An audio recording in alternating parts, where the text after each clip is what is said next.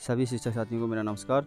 साथियों, महानिदेशक स्कूल शिक्षा के द्वारा मानव संपदा पोर्टल के लीव मॉड्यूल में कुछ महत्वपूर्ण संशोधन किए गए हैं, जिसे सभी शिक्षक साथियों को जानना अति आवश्यक है, क्योंकि अधिकतर साथी जानकारी न होने के अभाव में गलत तरीके से लीव अप्लाई कर देते हैं और बाद में लीव रिजेक्शन, लीव अप्लाई नहीं कर पाते हैं या फिर अधिक लीव खर्च कर देते हैं। इसलिए ज़रूरी है कि आप पूरी जानकारी रखें। आज की ये वीडियो बहुत महत्वपूर्ण होने वाली है, जिसमें हम लीव मॉड्यूल में हाल ही में हुए 5 महत्वपूर्ण बदलावों को जानेंगे।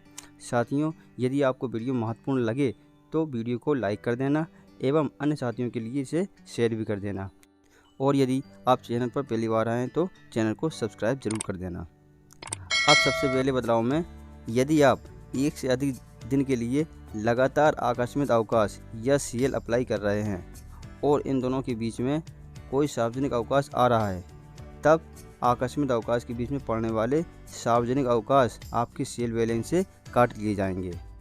जैसा कि यहाँ पर 2 तारीख से 4 तारीख तक आप CL अप्लाई करते हैं तो आपकी 3 CL खर्च हो रही हैं, क्योंकि इसमें संडे का सार्वजनिक अवकाश भी CL में काउंट किया जा रहा है। इसलिए किसी भी लगातार आकस्मिक अवकाश के बीच में सार्वजनिक अवकाश या रविवार आ रहा है तो आप उनके लिए अलग अलग CL का आवेदन करेंगे। अब दूसरे बदलाव में CL के प्रीफिक्स और सफिक्स को ध्यानपूर्वक भरना है। जैसे आप किसी दिन की लीव अप्लाई कर रहे हैं और उससे पहले कोई अवकाश या सार्वजनिक अवकाश हो तो आप प्रीफिक्स में 1 भरेंगे और ज़्यादा हो तो उतनी ही संख्या भरेंगे, और यदि कोई भी अवकाश या सार्वजनिक अवकाश नहीं है तो आप 0 भर देंगे। इसी प्रकार आप सफिक्स में कोई अवकाश हो तो उतनी ही संख्या भर देंगे, और यदि नहीं है तो आप 0 भर देंगे। सफिक्स में संख्या गलत भरने पर आप उतने ही दिन तक CL अप्लाई नहीं कर पाएंगे जितनी संख्या आपने इसमें भरी है, इसलिए इस बात का विशेष ध्यान रखें। प्रीफिक्स में CL की दिनांक के पूर्व पड़ने वाले सार्वजनिक अवकाशों की संख्या भरी जाएगी तथा सफिक्स में CL के दिनांक के बाद पड़ने वाले सार्वजनिक अवकाशों की संख्या भरी जाएगी।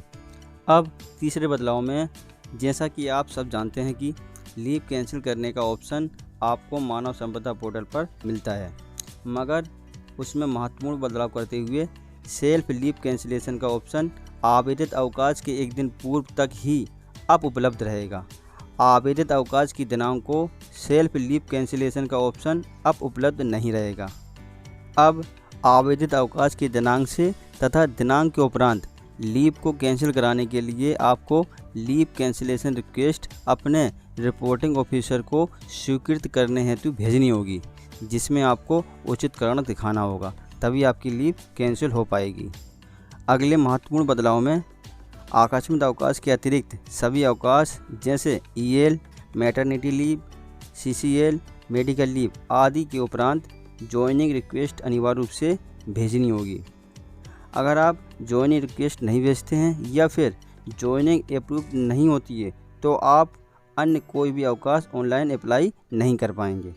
अगले बदलाव में, यदि आप मेडिकल लीव, CCL आदि अप्लाई करते हैं तो उनके अवकाश के एक्सटेंशन के लिए आपको पूर्व आवेदित अवकाश के रेफरेंस नंबर से अप्लाई करना होगा, जिसमें अप्लाइड लीव के सामने एक्सटेंशन लीव रिक्वेस्ट का ऑप्शन मिल जाएगा, जिसके लिए पूर्व आवेदित अवकाश का रिपोर्टिंग ऑफिसर द्वारा स्वीकृत होना अनिवार्य है तथा एक्सटेंशन लीव पूर्व में आवेदित अवकाश के स्वीकृत रिपोर्टिंग ऑफिसर जैसे BU या BSA के पास ही जाएगी और वहीं से इसे आगे के लिए एक्सटेंड किया जाएगा। साथियों, इस प्रकार आपको मानव संपदा पोर्टल के लीव मॉड्यूल पर लीव अप्लाई करते समय इन सभी बातों का विशेष ध्यान रखना होगा। आगे इसी प्रकार की अपडेट पाने के लिए प्लीज़ वीडियो को लाइक करें एवं चैनल को सब्सक्राइब करें। धन्यवाद दोस्तों।